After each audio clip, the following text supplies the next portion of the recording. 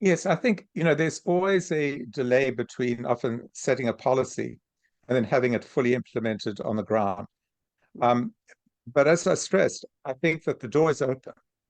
And now I think I would hope that we would see what happened in so many other countries, that the countries who really are advancing the practical implementation, like the UK, like Sweden, like New Zealand, and even Japan, all with products doing it, need to pile in and give greater support to the Czech Republic on how they can practically make what now looks like general policy statements be felt by people on the ground and be seen in terms of access.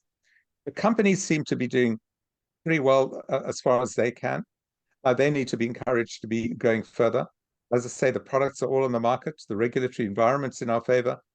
But until the physicians, who remain the most powerful gatekeeper, start saying in numbers to their patients, we really believe that you have a better chance to get off the deadly combustible cigarette if you try whatever the product is, we're not going to see enough progress. And that physician education always takes time.